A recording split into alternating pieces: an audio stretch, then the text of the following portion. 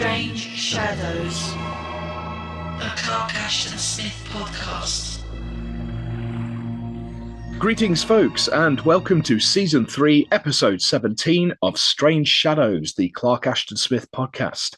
We're looking at one of Clark Ashton Smith's more grisly ones today. I'm one of your hosts, Tim Mendes. And I'm the other one, Rob Poyton. But before we take a look at the story, we have some sad news to relay, and that is the recent passing of Mr. Scott Connors. Scott lived in Pittsburgh. I've not been able to find out too much about him, to be honest, but I know he served in the military for quite a time and was stationed in Germany and Korea as a combat nurse, I believe. Scott, of course, was one of the preeminent Clark Ashton Smith scholars and also one of the people responsible for putting together the series of Nightshade books that we're working from. The Nightshade books, of course, are a collection of all of Smith's fiction in chronological order. These were authorised by Smith's estate and endorsed by Arkham House, and each of the stories, as we know, as we've been reading through them, are accompanied by detailed background notes from both Scott Connors and Ron Hilger. And both of those gentlemen, to put this collection together, meticulously compared original manuscripts, various typescripts, published editions, and Smith's own notes and letters. And this is the most definitive Smith collection to date. Scott Connors was also featured in the Emperor of Dreams documentary. And given the sad news, Hippocampus Press have put a discount on some of his books, including The Freedom of Fantastic Things, Selected Criticism on Clark Ashton Smith, and Clark Ashton Smith, A Comprehensive Bibliography. And of course, we'll add a link to those in the show notes. I do think at one point Scott might have been given an International Horror Guild Award, but I'm not too sure of the year of that. I've not been able to confirm that. But as I say, he was certainly preeminent in his field as a Smithian scholar. And without his work, I don't think we'd be doing this podcast today. Connors wrote, as poet, fiction writer and artist, Clark Ashton Smith has left an indelible mark on the fields of horror, fantasy and science fiction. And I think those words also stand as a fitting testament to the work of Mr. Scott Connors. Absolutely, yeah. Very sad news indeed. And we pass on our best wishes to his friends and family at this sad time. So, onward with today's story, and it's the Second Interment. And I think it's very safe to say this is Smith at his most Poe-esque. Yes, or poetic, as you said earlier, to steal your awful pun.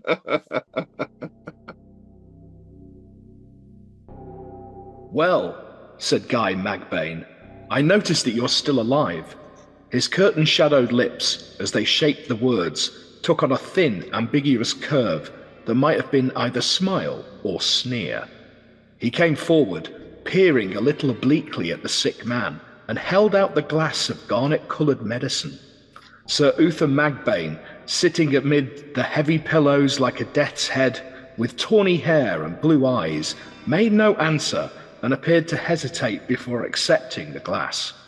A dark, formless terror seemed to float upward in his pale gaze, like a drowned object that rises slowly in some autumnal weir. Finally, he took the glass and drained its contents with a convulsive gulp, as if the act of swallowing were difficult. Very nice, very nice. Now, this is quite a short story, and as we said, it's a Poe-esque setting, so it's one of Smith's horror stories. Consequently, the language is a little less baroque, but nonetheless, we have plucked out a few word jewels from the story. So what was your favourite word, sir? Well, the first one I had to, because it's basically a phrase here, mordant worm, which is something I'm going to keep as an insult. You mordant worm, But yeah, mordant, I didn't realise, actually has about 5 different definitions. The first is it relating to humour, means to be sharp or critical and biting. It is also a substance that combines a dye or stain and fixes it to the fabric. It's a corrosive liquid used to etch the printing plates.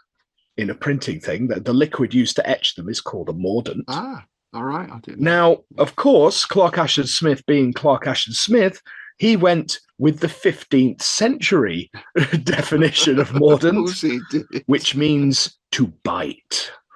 Nice. Yeah. Nice. So a ravenous worm, basically. Yes.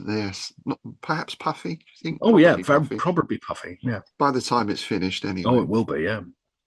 My first choice is the word vulturine, which it's obvious what it means. You have feline, caprine, canine, vulturine. I'd never heard that before. And I don't know, it just conjures up a very lovely image for me, something being vulturine. Yeah. Almost like the black crystal.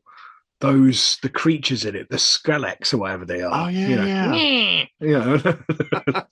Well, it's almost like there's one in the room with us. I don't know where that came from.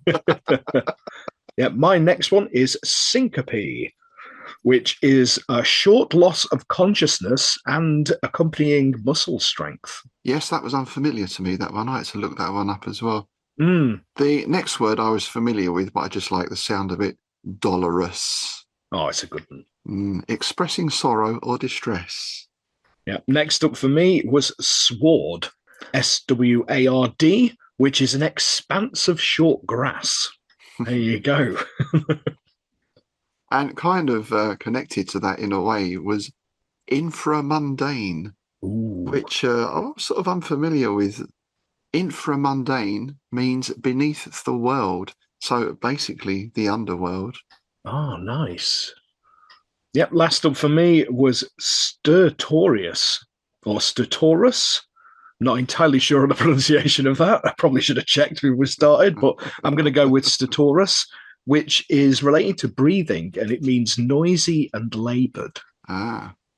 And my final choice is Aeonian silence. Nice. Now, I thought Aeonian, I did get a little bit confused with my musical terms, but an Aeonian silence is endless, which I guess makes sense. Eons, right? Something that stretches over eons. Yeah. I was, of course, getting confused with the Aeolian scale, which is where on the piano, I think that's where you play all the white notes, A to A. That's the Aeolian scale. Not to be confused with the pentatonic scale or the miskatonic scale. If you want to know what the miskatonic scale is, I shall put a link below to a certain video that I produced a little while ago. It explains the difference between all these scales. The miskatonic's the best one, I think. It's funny that you got confused by a musical term, because I did with syncope. My brain started thinking of syncopation. Right. So, you're thinking like yeah, exactly. That kind of thing, yeah. Which would fit with the time that Smith was writing, I guess. Well, yeah, I would have done, yeah. That syncopated style. Yeah. When people used to sing through those little megaphones and stuff. Yes, indeed. Which is something I'm bringing back. Oh, well, and I'm glad someone is. I'm glad someone is. Oh, dear. I was mucking about with one of them the other day. Yeah.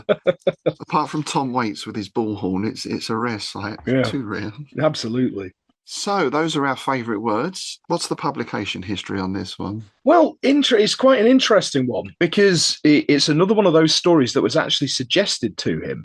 On January the 22nd, 1932, Harry Bates, the editor of Strange Tales, forwarded a suggestion from William Clayton, the owner of the magazine. And I have an excerpt of that letter here. Mr. Clayton recently suggested to me that he would like to see a story recounting the horror a man might feel at being buried alive. His sensations, all the awful things, the states of mind he would go through. He might prolong his agony by shallow breathing, a la Houdini. It would add to the horror of things if he had for years been afraid of being buried alive and had an obsession that he would. Perhaps he had a push button or some other device in the casket of summoning aid just in case, and perhaps it does not work. Perhaps he has one unfortunate experience from which he was rescued in time, which would give far more point and tension to a repetition of it for a climax. The thing would, of course, be a naturalistic horror story. Yeah, so basically Smith decided to run with that story pretty much verbatim to a degree. He wrote to August Derleth on the 31st of January, so about 7 days after getting this. The month's been a busy one for me since I've drafted about 25,000 words, an unusual amount for me to turn out in that period. Bates wrote not long ago saying that Clayton had expressed a desire to see a story dealing with the horrors of living internment and asking if I care to tackle the theme. I've just written and submitted The Second Interment of Uther Magbane, a detailed and remorseless study in naturalistic horror, dealing with a man who was twice buried alive, the last burial ending in death by slow asphyxiation.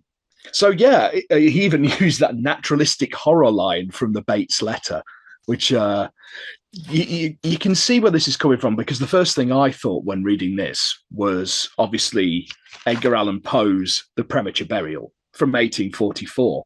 Yeah, totally. Because we'll get into more into that as we go along, but it is very, very similar. And you've got to wonder if Clayton was basically like, I don't want to publish the Poe story, but I really want to publish the Poe story. Yeah, it does sound a bit like that, doesn't it? Yeah. Yeah, so Smith wrote it in around a week, with the date of completion being January the 29th, 1932. In another letter to Derleth on February the 24th, after Derleth had read it, he says, the Uther Magbane yarn was pretty much Bates's idea. He suggested the repetition of the premature interment as giving more poignancy to the fears of the victim, etc. I brought in the suggestion of foul play that was apprehended by Uther, and it seems to me that the thing could hardly have happened in any other way than through dirty work. The younger brother, with the doctor's connivance, must have hustled him away in a terrible hurry, fearing that he might wake up at any moment, if they took the chance of committing him to an embalmer's care. But maybe I should have inserted a more direct hint of this somewhere in the tale. Bates has not yet reported on it, nor on Seed from the Sepulchre. Now, Derleth read it and obviously had some critique on it. Unfortunately, we don't have that letter. That we've had that again quite recently, didn't we? Like some of the Derleth side of the conversations are missing, unfortunately, which is a real shame. Yeah. But we do have Smith's reply, dated March the 4th. Doubtless you are right about Magbane.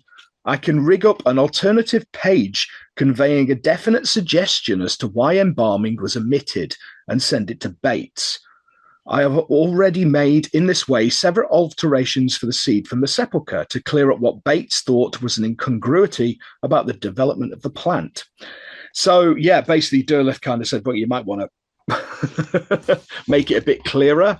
And as we see, it is clear now at this point. So, yeah. And the embalming issue is something we'll return to later on in Dawnward Spire, because we get a nice little mention there of that. Excellent. Yeah, well, the story appeared in the last ever issue of Strange Tales. Ah, wow. Yeah, now we covered the decision of Clayton to fold the publication in more detail in our episode covering The Seed from the Sepulchre. So I won't go into much detail on that here, save from this extract from a letter dated October the 8th, 1932. Now for the bad news, which you may have already heard. Close on the heels of his acceptance of the Double Shadow and the Colossus, Bates writes me that Clayton has instructed him to discontinue Strange Tales. A tough break. I didn't quite understand whether there'd be one more issue or two, but Bates said that my Second Interment would appear in the last number to go out to the stands. He said nothing about the Seed from the Sepulchre, which he has not returned to me with the last two accepted stories. As we know, it took him a while to get it back, and then it went off elsewhere. Yeah. So there you go. It's the last ever issue, which is a quite nice little bit of synchronicity here, also contains August Derleth's story, The Thing That Walked on the Wind, which is one of my favourites of Derleth's. It's one of his Ithaca stories. That is a good story, yeah. So let's get into the story itself then. And we open with this scene with Guy Magbane and his brother, Sir Uther Magbane. So I wanted to start with the names Uther is probably familiar to most people as Uther Pendragon or King Arthur. It's actually an old Welsh name, I believe, Uther, and is often translated as terrible. Now, terrible today, I think, has a slightly different connotation, doesn't it? That film was bloody terrible. Yeah. But of course, back in the day, terrible would mean more sort of mighty, perhaps, that or powerful. Ivan. Yeah. Yeah. Oh, I always love Spike Milligan's thing about I'm Ivan the Terrible, and this is my wife, Mrs. Terrible. that's Spike Milligan for you, right? Yes. Yeah. Yeah. So that's Uther, a very old traditional name, if you like.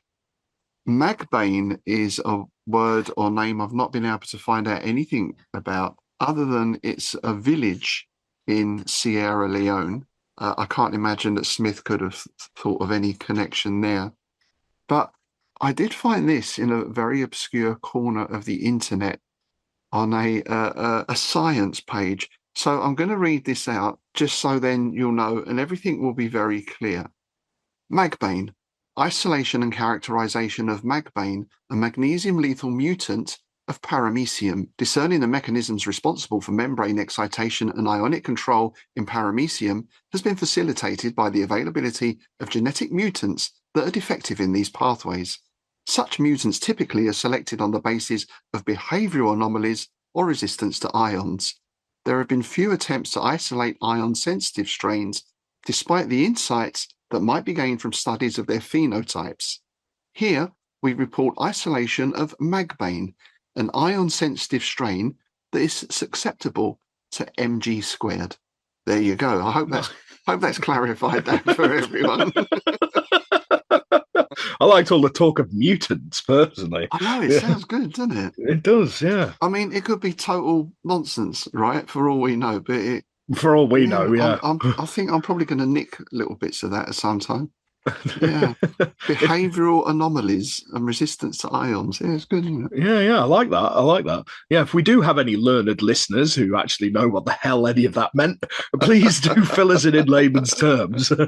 Because, as you know, well, we're artists, aren't we, darling? We're exactly. Artists. Exactly. We don't deal with all that science and physics stuff. I mean, you know. I reckon old Mr. Lovecraft would have known what that meant if he'd still been around, eh? Oh, why? Yeah. So, yes, and Guy Magbane is the brother, and he seems to be administering to his older brother, who is sick, is bedbound. He sits amid the heavy pillows like a death's head with tawny hair and blue eyes. You get the impression, well, it seems like he's very ill. He's bedbound, basically. Yeah. I like the mention of the glass of garnet-coloured medicine, because you know, nothing good. Yeah, poisons tend to be quite vivid colours, don't they? Exactly. Yeah, either greens or reds, aren't they? You know, generally speaking. Mm. And Sir Uther, so he's obviously a person of some renown and some station. I get the impression through all of this he's a bit of I don't know if hypochondriac is the right word, but he certainly seems to be suffering more from a nervous illness rather than anything physical. Well, I think somewhere later it does actually refer to him as being such. I think it does mention hypochondrial tendencies or something, but basically in a Smithian way of saying it. And straight away, we get to the heart of the story, right? I'm pretty sick this time, Guy, he said in a voice that some inner constraint or actual physical constriction had rendered harshly guttural and toneless. But the worst fear is that I may not be sick enough, that the thing may happen again as it did before. My God, I can't think of anything else. Can't imagine anything else but the black, suffocating agony, the blind, intolerable, stifling horror of it.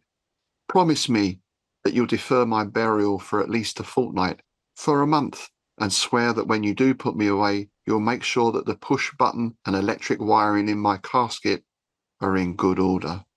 So it seems that he's had a cataleptic incident or episode before.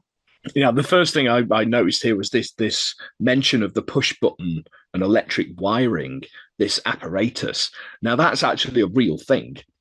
And I didn't know this, but when I started doing a little bit of looking into it, that there was actually a Victorian society. Oh, Basically, fear of being buried alive was such a worry, basically, especially during times of great illnesses and pandemics and things like that, with hundreds of cases being reported of doctors mistakenly pronouncing people dead.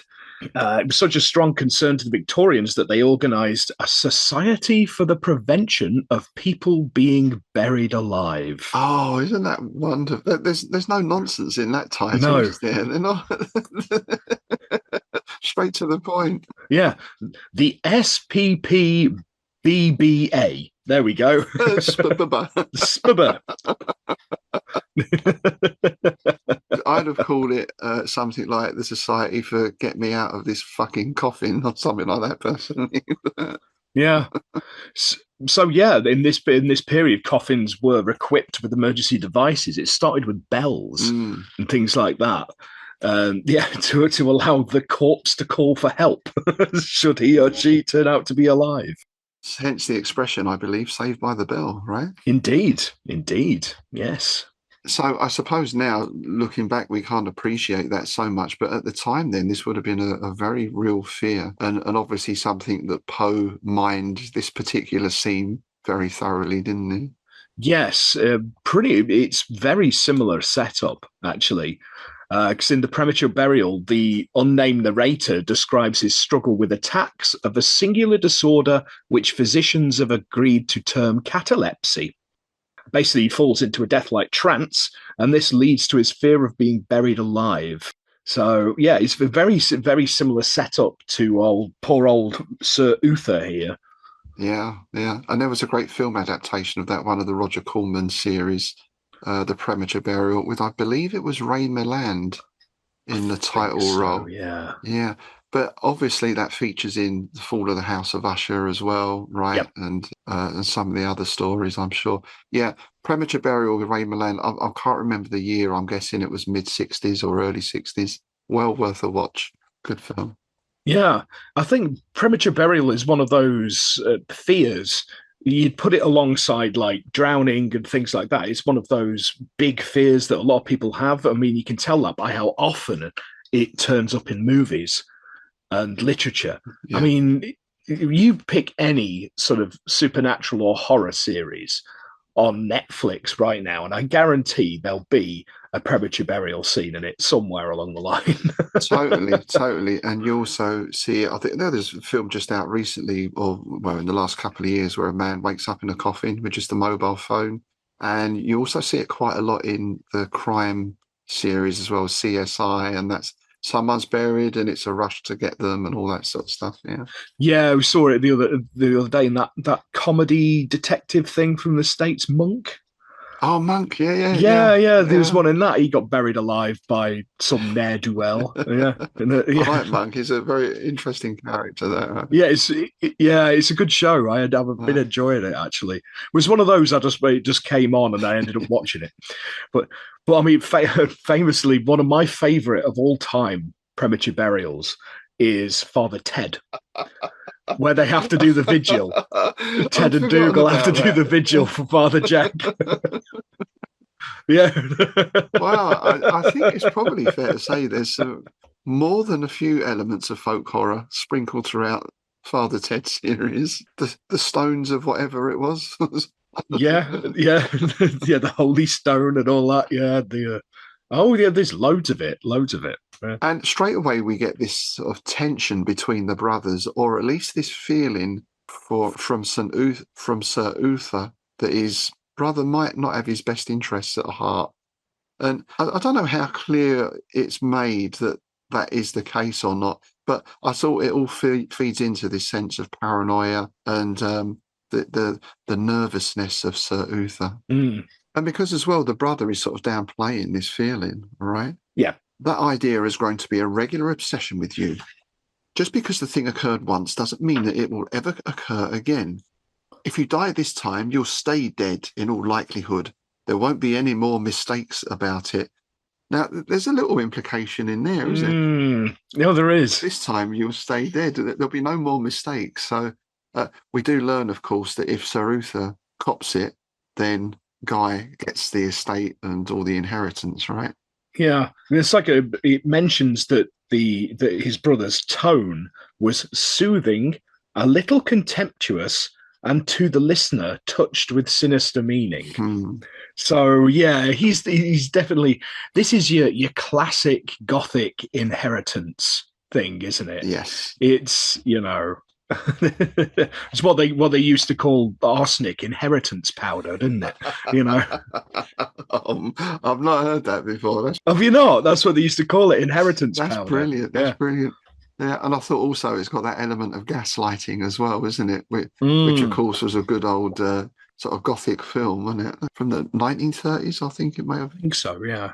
And now, speaking of which, I had to just point this out as well. So we get this about Sir Uther. His imagination, morbidly acute, sick with suspicion of life itself, had seen everywhere the indwelling skeleton, the flower-shrouded corpse. The kisses of young love were flavoured with mortality. The very sap of things was touched with putrefaction. He's a goth. Oh, yeah. Yeah. Basically, he's a goth. Yeah. And I can't help wondering if there's yet another nod to old Mr. Lovecraft as well. Because here you've got, he had always been afraid of death, even in his boyhood. That time when the spectre should normally be dim and far away, if perceived at all. It had begun with the early death of his mother. Ever since that black bereavement, a hovering vulturine shadow had seemed to taint and darken the things that were unspoiled for others. Yeah, I see that. And again, this is, well, it's almost like Addams Family kind of setting, isn't it? Oh, yeah. It's, even though there's not a lot of action in this, very little happens. This is Smith's world building. Now, he's not world building here in terms of the kingdom of Granara and da, but he's building a very strong image of this man's past, of his history, and why he is like he is today. Yeah, it's also dripping atmosphere. It's like there's no real description of the house or anything, is there? But I'm still picturing it, one of those grand old Gothic manors, a bit like the Bates Motel, the house behind that kind of business, Yeah. And his only ease from this discomfort is his engagement to Alice Margreave, in whose love he had begun to forget a little his boyhood terrors. It was as if the haunting spectre had retired, only to strike in a more abhorrent and appalling shape. So this is it's externalized as well, isn't it? This isn't just an internal condition. It almost feels like he's being haunted by something. Yeah, because it says here that as he matured, he had nourished his charnel fancy on all that was macabre in art and literature, like a seer who gazes into a black crystal. And it goes on here. This is one of my favorite lines I've read in a long, long time. He provisioned the activities of decay, the slow toil of the mordant worm, as clearly as if he had descended into the tomb's loathsome oblivion. Oh, slow toil of the mordant worm. Oh, I love it. Right, and it loathsome oblivion as well. Yeah. And we then learn what this previous attack was like and how that felt. He recalled the beginning of his syncope, the lightless gulf into which he had gone down by timeless degrees, as if through infinite empty space. Somewhere in that gulf he had found oblivion, the black instant that might have been hours or ages, from which he had awakened in darkness, had tried to sit up, and had bruised his face against an adamantine obstruction that seemed to be only a few inches above him. He had struck out blindly, in mad, insensate panic, trying to thresh about with hands and feet, and had met on all sides a hard, unyielding surface. So, yes, by some ghastly mistake, he had been placed still alive in a casket, and a casket had been placed in the old vaults of his family below the chapel floor. So, again, that's very Usher, isn't it? Very Poe. Absolutely. Yeah. Yeah, very much so. Yeah. It's a terrifying thought, isn't it, when you think about it? It's one of those things you've best not to dwell on before you go to sleep, isn't it? But yeah, naturally he began to scream, and his screams, with the dull, muffled repercussion of some underground explosion, were hurled back upon him appallingly in the narrow space.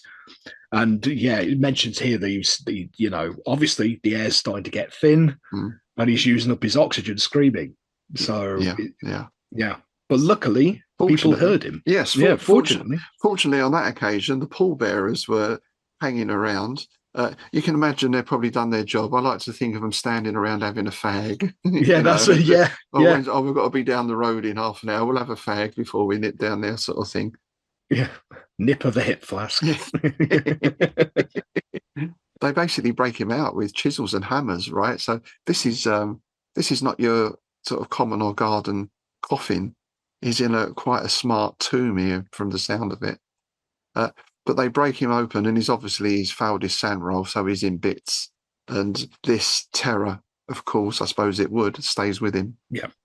The shock had left him with shattered nerves that trembled uncontrollably, nerves that found a secret terror, a funereal alarm in the most innocent, unshadowed things. 3 years had gone by since then, but at no time had he been able to master his grisly obsession to climb from the night-bound pit of his demoralization. So he has that fear of death anyway that he seemed to carry around as a kid. Yeah. But now he's also got this extra fear that if this happens again, he's going to wake up in another coffin. Yeah, and then this fear became pretty much all-encompassing, didn't it? And even poisoned his marriage. It basically split him up from Alice Margreave. There had been no formal breaking of the engagement, merely a tacit falling apart of the self-preoccupied, self-tortured neurotic and the girl whose love had soon turned, perforce, to a bewildered and horror-mingled pity. Yes, which again strikes me as being quite Poe, doesn't it? Yeah. So I suppose one way to conquer a fear is to confront it. And to his credit, he does. He starts to read everything he can on the subject. He collects clippings. Again, as we gather, this was not an uncommon thing at the time. I don't know if it was a cholera epidemic in the States at one time. I can't remember the exact figure, but a very high proportion, way higher than you might think, of people were buried alive. Yeah, when you actually look at the stats, or it's like I said, reading that article on the Victorian Society, it says hundreds of cases. So, I mean, one case is too many, right? Yeah. And there are still instances of this happening, right? If you're looking 40 in times, I mean, pretty rare these days, but every now and again, someone sits up in a mortuary. Well, there's the old pufferfish venom, isn't there? The tetrodotoxin. It basically slows down the vital signs and the breathing to the point where people think that they're dead, which is what they used in the Haitian zombie powder. Right. I didn't know that. Yeah. If you've ever seen Serpent and the Rainbow, oh yes, yeah. He cops a nose full of that powder, and they pronounce him dead and bury him, and then dig him up, and there you go. He's the zombie. Is that the one where when they bury him, they put a big spider in the coffin with him? Yes. Oh, yes. There's no call for that sort of thing, is there? Really? I mean, really? Oh, I'd be happy to have a pet, have a companion, Septimus. I love spiders. Yeah, exactly. I love spiders. Yeah. Speaking of spiders, there's a nice line here. Again, there's these little turns of phrase in Smith. So Guy has left the room, and Magbane thinks, well, I'm not really sure of my brother's intentions here. I know I'll speak to the doctor when he comes as well. And he's laying there. We get this nice phrase, twilight began to weave a grey web in the room. And Magbane remembered it was almost time for the doctor's evening visit. Isn't that nice? Twilight weaving a grey web. Again, you get the impression it is already being bound up.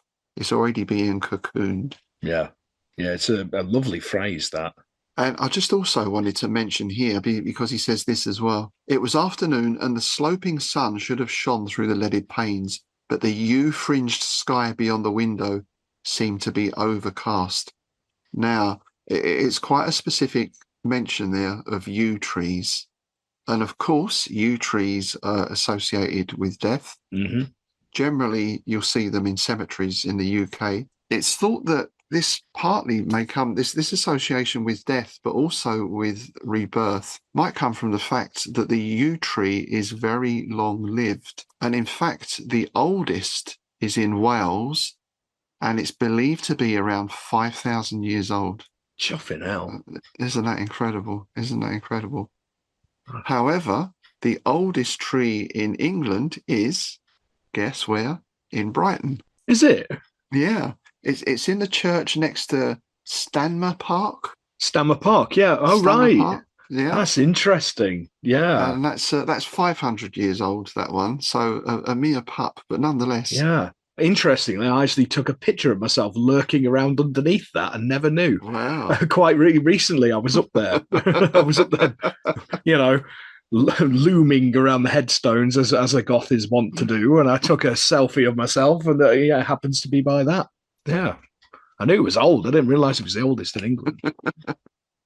And this is where things take a turn for the worse, because the doctor is due, but it's actually the butler who comes in first. It's always a butler, isn't there? There's always the old wrinkled retainer, whose name in this case is Holton.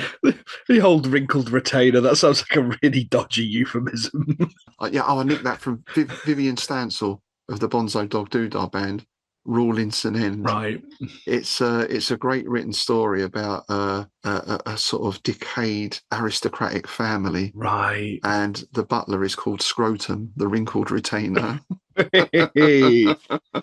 Love it. I shall put a link up that down to the show notes below. If you haven't heard it, it's so funny. It's hilarious. It's very good. So yes, the old butler comes in, and Sir Uther says, "Well, I can. I'll mention this to the butler. Perhaps he can get help." But to his horror, he finds his tongue and lips refuse to obey him. He had not noticed anything wrong heretofore. His brain and his senses had been preternaturally clear. But now an icy paralysis appeared to have seized his organs of articulation. Oh, there's a band name, the Organs of Articulation. I'm not sure. What would they be? Like a Kraftwerk sort of thing, maybe, or something? Yeah, krautrock or something. Yeah. Organs of Articulation. I like it. It's like the mothers of invention, isn't it? So yeah, that's basically it. He's trying to ask the butler for help, but he can't talk, he can't move. And again, with approaching horror, he sees that Holton comes nearer and puts a hand over his heart, and obviously is checking for a pulse. Yeah. And it's obvious that in Holton's eyes, at least, he's died. We get a lovely little moment here, which is, it's very reminiscent of, Smith's transitions to other planes, whether that be hurtling through the stars or whatever. But obviously this is somebody hurtling into death, essentially. It's done in a very similar way. With a start of familiar terror and a feeling of some intolerable repetition of doing what he had once done before under circumstances of dire fright, he felt that he was going down into a night-black abyss. Holton's face was fading to a remote star, was receding with awful velocity above unscalable pits at whose bottom nameless, inexorable doom awaited Magbane, a doom to which he had gone at some previous time and which he had been predestined to meet from the beginning of cycles. Down, forever down he went. The star disappeared. There was no light anywhere, and his syncope was complete. There's that idea of fate as well, isn't there? In that as well. Again, that very Gothic idea. This is all predestined. It's all predetermined. If you're of the Magbane line kind of thing, this is what's going to happen to you. Yeah, exactly. Yeah, it was foretold in the stars. There would be an old wizard old crone, wouldn't it? It has been foretold in the stars. I wonder if he's like the second son of the third son of whatever. Is there a sort of family curse here going on, or something? Because presumably his mother died quite young. Yes. It's interesting. The Curse of the Magbanes. You could do a whole series of short stories on this, couldn't you? Yeah. And you're right, it is like this journey is going on. And there are, or seem to be, other entities or beings involved in this. He thought that the descent had been prolonged after a dim interval by some animate malignant agency, Great demoniac hands had seemed to grasp him in the nadir-founded gloom, had lifted him, had carried him down immeasurable flights of infra-mundane stairs and along corridors that lay deeper than hell itself. There was night everywhere. He could not see the forms of those who bore him, supporting him at feet and head, but he could hear their implacable, unceasing steps echoing with hollow and sepulchral thunder in the black subterranes. And he could sense the funereal towering of their shapes oppressing him from about and above in some ultra-tactual fashion, such as is possible only in dreams. So it is that sort of dream state again, or that nightmare state. And it's not just like, it's not, oh, I see a light, shall I walk towards it? Or it's not like the light slowly going out. There seems to be this whole journey going on here. Yeah, it's interesting because it's like he's being conveyed, isn't it? It's almost like, I mean, my brain being wired the way it is and being obsessed with Lovecraftian concepts, I'm picturing ghouls, carrying him along these tunnels, the hunched dog-faced ghouls, these hands, that's like a procession, Yeah. So is this all in his mind, do you think? Or is this just part of the process where he's discovered, they think he's dead, so the body is lifted, it's carried down into the vaults? I mean, that all seems to happen quite quickly in that sense. It wouldn't be your normal sort of procedure, would it? No. Or is that the fact that his brother thinks, all right, he's gone again, let's get him tucked away quick before anyone starts sniffing round? Well, that's the implication, isn't it? But it leads to this quite strange little episode here, doesn't it? Because we get a sudden shift. Then, within the dream, by no perceptible transition, another dream was intercalated. Magbane forgot the horror and hopelessness of his descent as a newborn child might forget some former death. He thought that he was standing in a place of soft sunlight and blithe, many-tinted flowers. An April turf was deep and resilient beneath him. The heavens were those of some vernal paradise, and he was not alone in this Eden, for Alice Margreave, his former fiancée, stood lovely and smiling amid the nearer blossoms. So, do you think that's just she's come to see him as he's laid out in his box or whatever? Presumably, they would lay him out for a little while beforehand. That's how I interpret it, because I mean, there is that theory that these, because you get a lot of it, don't you, from people who've had near-death experiences. They have these, what they call a life flashing before their eyes. It's all that kind of stuff, but it's often mingled with, you could kind of interpret it as the people coming to visit him. It's the doctors, isn't it, and things like that. Yeah. It's probably because I mean, yourself, if you're sort of in that half dream state, that between wakefulness and sleep, that usually like when you wake up with a start and you're kind of not fully aware, and you'll still see like phantom images from your dreams and things like that. Yeah. And sometimes it's something that is happening to you physically. Mm-hmm. Like, I don't know, we get it sometimes when it's cold, the dog jumps up on the bed. It's like in the dream, something's pinning my legs down. I can't move. Like, what is it? Oh, it's Buster. Well, one of years ago, like one that's always stuck in my memory, I had a really bad cramp in my calf. And in my dream, I dreamt that a dog had clamped his jaws around me, that I'd been bitten by a dog. Interesting. Yeah. There was a house I used to live in, actually an old Victorian place out in the Fens, and quite a number of times there I had sleep paralysis, which was the feeling of something approaching. It always felt to me like, when you stand on the tube station and you get that first indication the train is coming. Yeah. That sort of little brush of air and then that sort of noise. It kind of felt like that. And then when I woke up, it was though I was being pressed down into the bed. Quite a strange experience. Luckily, I wasn't put in a coffin. So, Yes, well. There is that. Grateful for small mercies. Well, this nice scene, this nice sensation doesn't last for very long, does it? No. Because now in the sward at his feet, a black pit shaped like the grave opened and widened and deepened with awful rapidity. So is this him actually being interred now, I guess? Yeah. And this was a great line as well. The light expired, and Magbane was lying once more among dead things in the vaults beneath the universe. Wow. It's now that this sort of dream state begins to clear, the mists part. By slow, incalculably doubtful gradations, his dream began to merge into reality. At first, there had been no sense of time, only an ebon stagnation in which eons and minutes were equally drowned. Then, through what channel of sense he knew not, there returned to Magbane the awareness of duration. The awareness sharpened, and he thought that he heard, at long, regular intervals, a remote and muffled sound.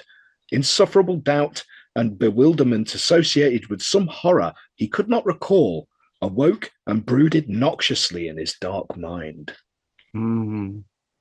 I've just had a thought as well here. What was the last thing he did before this happened? He drank that drink, didn't he, that his brother gave him? Indeed. So then it's not explicitly sort of pointed out, but there's an inference there. Could be coincidence, of course. Yeah, but that's what I took from it. That's why I wanted to point out the garnet-coloured liquid. Okay. And there'll be no mistakes this time. Exactly. Yeah, there'll be no mistakes this time, old chap. You drink up and have a nice nap. With this clarifying of his sense perceptions, he knew abruptly, as in a flash of black lightning, the thing of which he was afraid. At first he thought that he could not move his hand, that the strange paralysis of his malady had not yet left him. With the dread laboriousness of nightmare, he lifted it slowly, tediously, as if overcoming the obstruction of a viscid medium.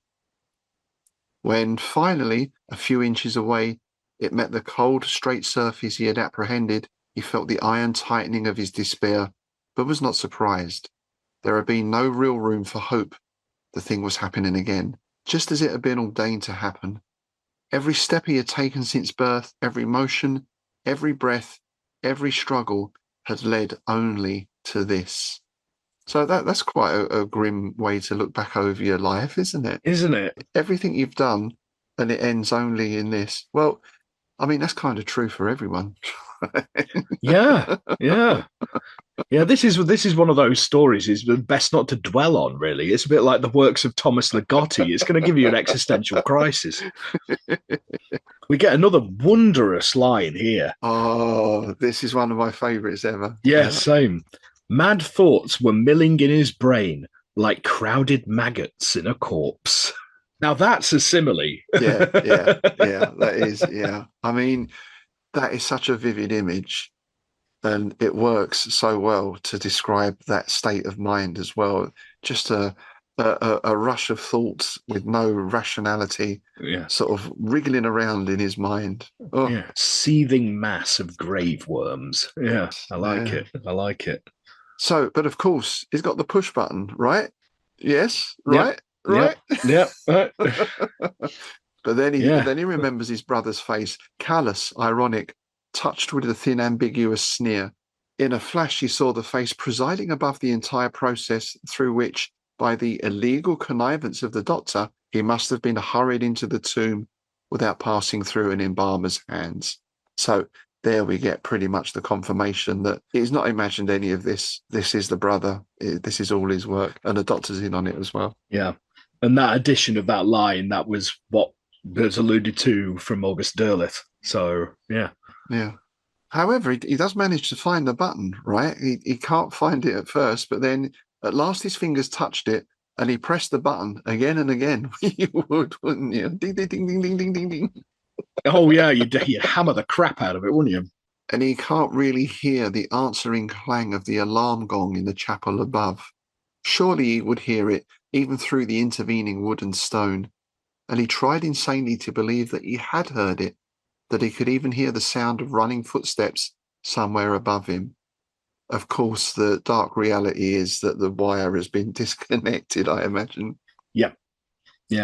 Nothing but the stifled clamour of his own imprisoned heart. Boom, boom. And we get a mention of the heart in a little bit as well, right? Where he thinks it's a noise outside, but it's actually the noise of his heart. And I thought, of course, telltale heart, right? So it's the beating of his hideous heart. Yeah, it's quite interesting how much Poe is in this story. Yes. Yeah. Well, there's also mention of the Inquisition in another little bit, right? Yeah. So there, I thought, Pit and the Pendulum. Mm. So it's nice how Smith manages to weave all these things in. We call them Easter eggs now, I guess. Oh, yeah. Yeah. That's exactly what we call them. Yeah. And that's precisely what they are, I assume, because let's face it, Smith is going to have read Clayton's thing and gone, well, that's just the premature burial. Okay, I'll put my own spin on it. Yeah. So that's basically it, really. It's not a happy ending. And it's this increasingly vivid description of what happens next to poor old Sir Uther. And again, another lovely image. Well, not lovely, but, descriptive. Poor choice of words Yeah, there, sir. yeah. There was no relief, no escape, nothing but a ceaseless, relentless pressure, the strangling clutch of some monstrous garrote that compressed his lungs, his heart, his windpipe, his very brain. The agony increased. There was a weight of piled monuments upon him. So that implication, almost like he's buried under a sort of gravestones and tombstones and crypts and everything else. Piled monuments. Yeah, because he starts to try and slow his breathing, the old Houdini trick, as was mentioned in the Bates letter, but yeah, it doesn't really work. He seemed to hear at the same time the laboured sound of some cyclopean engine that sought to make headway in a subterranean passage beneath fallen masses of earth and stone. He did not know that the sound was his own tortured gasping. That's grim, isn't it? Yeah. Again, that is grim. Oh, maybe it's something digging in towards me to rescue me. Yeah, But that's it. Yeah, I like the old edition of Cyclopean there. Mr. Lovecraft would be punching the air. There we go. There we go. He's ticking he's checking his bingo card. Then we get that Inquisition mention. He thought that he was lying captive in some inquisitorial vault whose roof, floor, and walls were closing upon him with appalling speed, were crushing him in their adamantine embrace. So, yeah, that idea of was that an actual thing where they put people in a room and then the walls close in? Yeah, I'm not sure how real that was. I mean, they did do some that's some very unpleasant things, right, going on. yeah. Well, there was various things that sort of touched on that. I mean, there was the little ease, wasn't there? Which is I've always thought is a particularly grim punishment. A room that is too narrow to lie down or sit down in, and too tall to stand up in. yeah, that's a nasty one. Yeah, and then there was they put the board on the chest, wouldn't they, and put rocks on it, gradually increase the weight. Yeah. So again, the idea of being compressed, I suppose. For an instant, in a light that was not light, he strove to flee with leaden limbs from a formless, nameless juggernaut, taller than the stars, heavier than the world, that rolled upon him in black iron silence, grinding him beneath it into the charnel dust of some nethermost limbo. So yeah, the idea of being crushed almost into nothingness. And these things go from eyeless giants into an anaconda right at the end. Yeah. An anaconda of black living metal, huger than the python of myth, coiling about him in the pit where he had fallen, constricted his body with its unimaginable folds. Nice. And at the very end, with inconceivable swiftness, the head of the anaconda became that of his brother Guy. It mocked him with a vast sneer. It appeared to swell and expand, to lose all human semblance or proportion, to become a blank dark mass that rushed upon him in cyclonic gloom. Somewhere in that descent there came to him the incognizable mercy of nothingness. Boom. What a way to go. Yeah. I like the fact that's the merciful ending, the merciful oblivion. Yes. I thought you'd have trouble adapting this one, wouldn't you, for TV, really? Because you start with a guy in bed, and then for the next 20 minutes, he's in a coffin. Yeah. On his own. Well, you could just have him going down through all these different weird sort of situations. It'd be more of it'd be better as a music video, I think, or a silent movie. Yeah. German expressionism, perhaps. Yeah, like the visual equivalent of a prose poem. Yes. So it'd just be a series of images, like you say, maybe to music or something like that. You wouldn't see it as a thriller or Twilight Zone episode so much.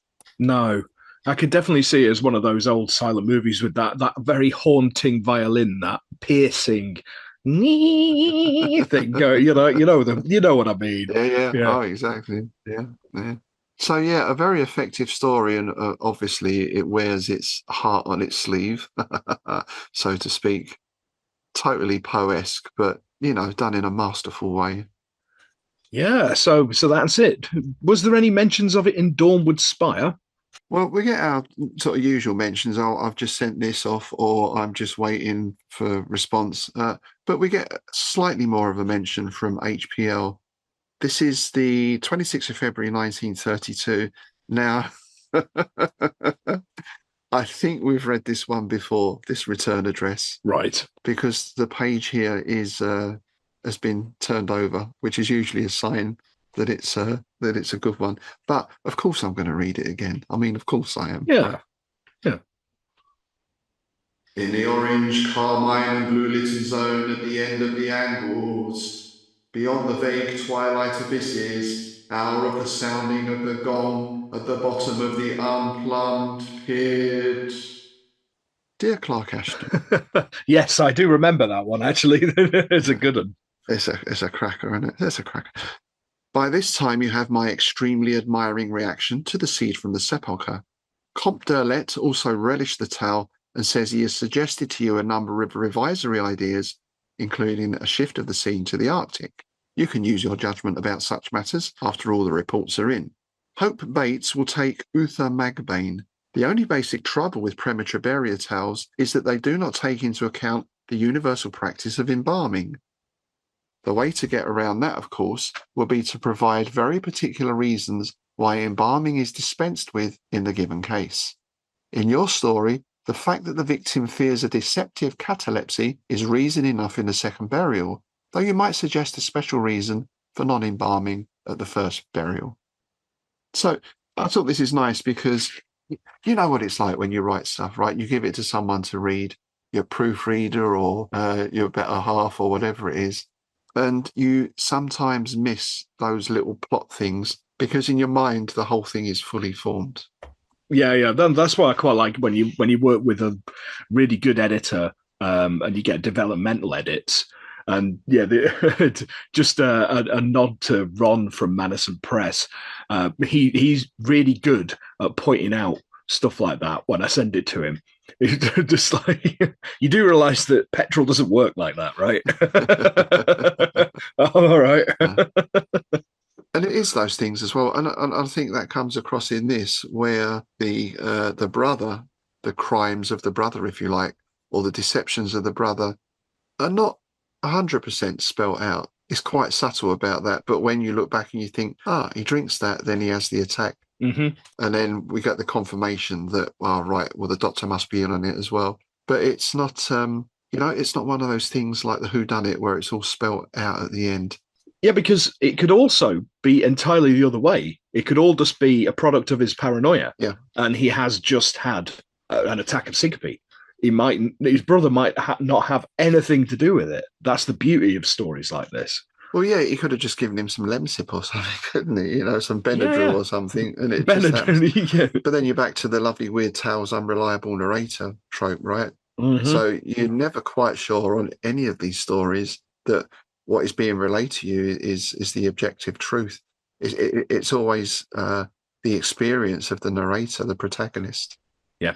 I saw this thing and it was like a whatever. What was it though? Did you imagine it? You had some freaky fungus with your breakfast. Well, that Pink Floyd song, what was it? Alan's Psychedelic Breakfast, does it? Oh yeah. That's a great title for a song. Right. So yeah, I think in this it seems very likely that there's skullduggery afoot, but maybe not. Still maybe not. And I suppose there is that. Why was he not embalmed in the first case? But then there's that implication of there'll be no mistakes this time. Indeed. Yeah. So on the first one, they got shot of him quick as well. It just so happens that those bloody pallbearers had hung around to have a crafty Harry rag after, and just happened to hear him. They should have been off, right? It should have been on their toes. Yeah. And again, I feel that's an aspect of Smith's world building. He doesn't have to go into of any of this. You like we've just done. We add all this in ourselves after. Oh yeah, we've entirely created this whole subplot of these slovenly pallbearers having a crafty smoke and a nip on a flask of gin around the corner, probably talking about their old ladies or whatever, Yeah. And it's that smoke where they hold the cigarette between the fingers and the thumb, Oh yeah, like people used to smoke in the old days. indeed. Yeah. Well, the thing is, I always did because I always smoked roll-ups.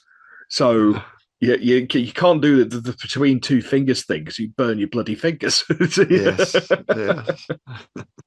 And wasn't that there was a thing from the First World War, wasn't there, as well, where the cigarette would be cupped in the palm to hide the glow of it. We used to do that at school as well. Yes. Well, yeah. And up the sleeve, right? Yeah, quick bum suck on it. Yeah. Cough a bit. Yeah.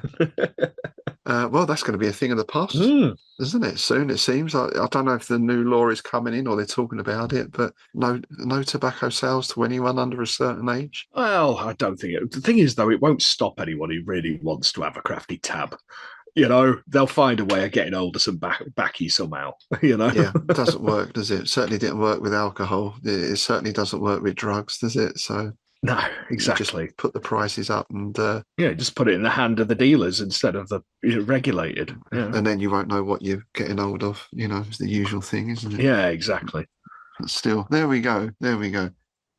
So the Second Interment, very enjoyable little tale, if a touch grim. But will you be getting a button, do you think, installed in your? Because you must have a crypt under your flats there. You must have the Mendes family vault. The family vault, yes. Yeah, gonna take me megaphone with me.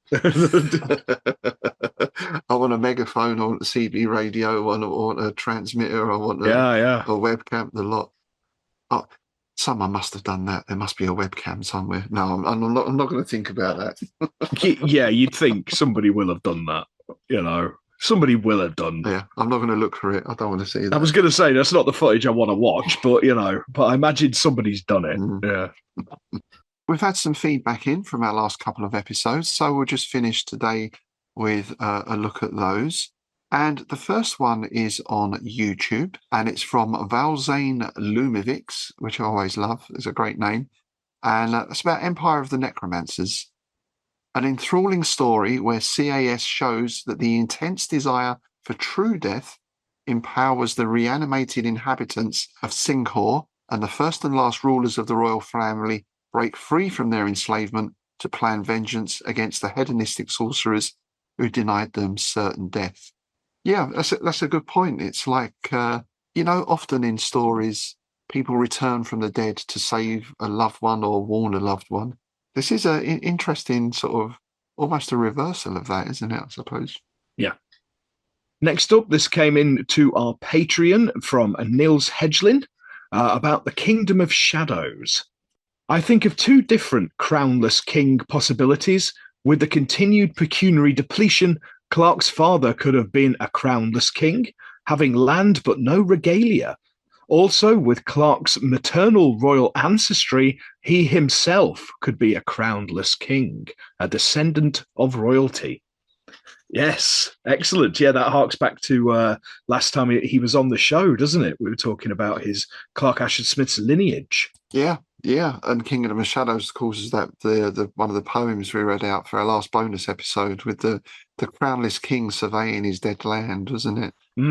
Yeah. So yeah, two very good points there. I never thought of those.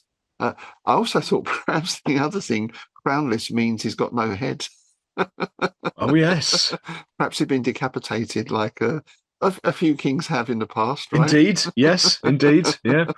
Funnily enough, I was actually at a place the other day in Salisbury where it used to be a Debenhams. Now it's just another department store that actually has a visitation from a headless horseman. Oh, nice. It's on the site where Lord Buckingham was executed. And apparently on moonless nights, he is seen to ride through the department store. Oh, isn't that brilliant? Yeah. Oh, that's amazing. I wish they'd put that in Are You Being Served? Oh, yeah. It frightened my pussy. Yeah. Got to get it in there. Got to get it in there. Check your bingo, and we have pecuniary depletion there as well. That's two crosses on the bingo card. Indeed. Yep. Also courtesy of Mr. Hedgeling. Thank you, sir. Yes. And lastly, we have Mark Griffin from our friends at 30 Plus Minutes with Lovecraft podcast. And this is on the Seed from the Sepulchre. Another great episode. Your Alban correspondent gave great insight into the story. That's Niels Hedgeling is referring to there, of course. What is the link to his Zine? He gave out too many dots for me to recall. I may never look at another plant the same way again. Nice. Yeah, so Niels' Zine is clarkashtonsmithery.blogspot.com, but I'll put the link. I'll be sure to add the link in the notes again today. Yeah, it's an excellent page, well worth checking out. Lots of great information on there. And of course, Niels is happy to do tours of Alban, should you ever be in the neighbourhood. Yeah, and that is where you can find the aforementioned Strange Shadows bingo card. I love that. That's brilliant. Yeah. So there we are. That's it for today, folks. Thanks very much for joining us. And just before we do leave you for today, I just wanted to give a quick shout out to the good friends of Jackson Elias podcast. That's a Call of Cthulhu horror gaming and horror fiction podcast, and a jolly fine one it is as well. The chaps there attended the Innsmouth Literary Festival. Paul Fricker was a guest on one of the panels. And yeah, they gave us a very nice review and had a good time. And also gave a very kind review of my Dunwich trilogy, which is my version of Dunwich, modern day Dunwich, and the various mythos-related goings on there. So we'll put a link up to their show below. Do go and check that out if you haven't already. Even if you're not a gamer, there's a ton of good stuff in there. At the moment, they're working through the case of Charles Dexter Ward, having a good chat about that. So very interesting. Thank you for listening very much today. Thanks for everyone who wrote in. Please do keep those messages and questions and suggestions coming in, either on our Patreon site, on our YouTube channel, or on our Facebook group. And of course, you can send us an email to innsmouthbookclub@outlook.com. And do please check out our Patreon site and consider subscribing and supporting the show. It really does help us keep this show on the road, doesn't it? It does indeed. Yes. Well, that is basically all we've got for you today. And next time, we are going to be looking at a stone cold classic, in my opinion. This is one of the best weird fiction stories I've ever read. We are going to be looking at Clark Ashton Smith's masterpiece, Ubo Sathler. Oh, marvellous. Marvellous. Yeah, that's a top tier mythos, isn't it? Really is. Yeah. It's a tremendous story. I believe you already covered it way back when, before I was involved in the IBC, didn't you? Yeah, well, it was quite an early one on the IBC, I seem to remember. Yeah, so I shall have to revisit that to remember what I said. But then it'd be interesting coming back to it in light of having sort of delved more into Smith and his works now, because obviously back then I knew Smith, but hadn't gone into the level of research that we have since. So yeah, looking forward to that. Yeah. So thanks again for joining us, folks. I'll see you next time. It's goodbye from me, Rob Poynton. Well, it's goodbye from me, Tim Mendes.